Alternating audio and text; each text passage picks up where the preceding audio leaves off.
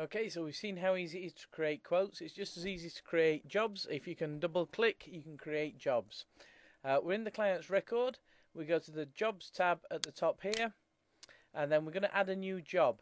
So on the job summary at the top here, there's a button, Add New Job. We click that. It adds a job line onto the job summary at the top. I choose from here the job date. Let's say we're going to go on the 19th, Monday the 19th of September. We hit tab again into the job status box. Now there's a couple of things in here I'd like to show you, so I'm just going to open this up a little. Now the system tracks an awful lot of things in the background and generates reports and statistics from this information. So what we've got in here is that we've got no detail, so the system's recognised that there's no data on this job yet. You can also, if the customer cancels, you can come into here and change this to cancelled status, and so you can pick up cancelled jobs. Also, you can pop on there that it's been postponed if it is just a postponement or a provisional booking, and that just affects some of the reports that that can be pulled out depending on the edition that you're in. But at the moment, that's on no detail because we've not got any items in. You'll notice on here as well that it tracks every job's contact source and telephone number source, so that's carried through on here as well. And we'll see that the net and the gross here, they're 0 as well because no items have been added yet. There is a job notes section, so we can add job notes in. So if the technician wants to add anything in while he's there, you can make those notes back on the system again, and that's just free text field in there.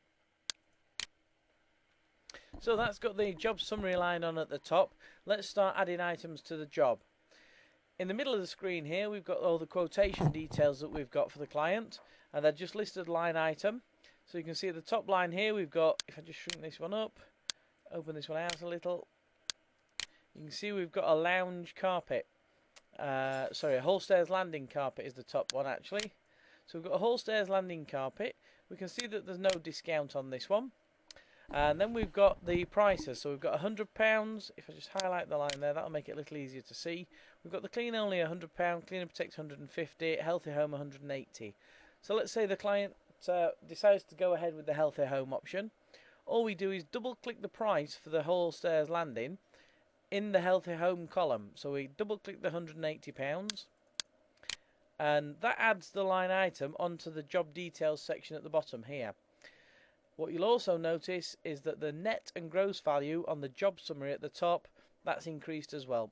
So that's up there. Okay, if we want to add another item, or the customer says that they want the anti-allergen treatment on that whole stairs and landing, we follow the line along until we get to the anti-allergen treatment. We double click the extra price, and that adds that onto there. So that creates the price at the bottom here for the line item in there. Okay, and again at this point, if there's any item notes that you need to make, if you've not made any on the quotation, or there's anything that technician spots, such as a split seam, you can make a note in here that the technician spotted those, and you've got comprehensive notes at a line item level. So if we just close that one down, that's added the first item on. So let's say we're going to go for the lounge carpet as well, and that's on clean only. Again, you can highlight the line if you wish, but you don't need to, but you can follow the line across there. We can look at the clean only price, double click, and that'll add this on to the item on the job details at the bottom section there. Okay, so hopefully you can see there that it's a very flexible way of adding quotations onto the job. It's not just selecting from one quotation to add items onto the job. You can be picking up older quotes that were given previously at different times. So all the quotes are available there to choose from to add onto the job. All we need to do now is create the job card, and at the top right hand side here we've got the print job card button.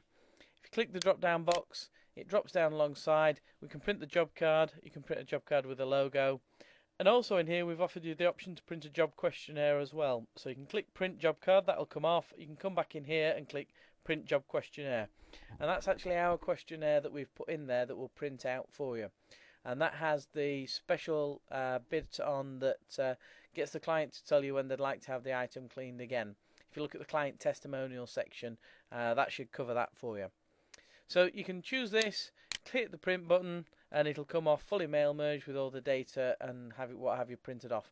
have a look at the preview, make sure that suits you, and away you go. The only other thing that does need mentioning is that obviously we've got items in the job now, and you can see the job status here on the job summary line at the top has now changed to ready. If I now click that, we can see that done's appeared in the job status here. So obviously when the job is done and complete, you'll come into the system here and click done. And again, that's just for tracking in the background and making sure that the system's integrity stays there.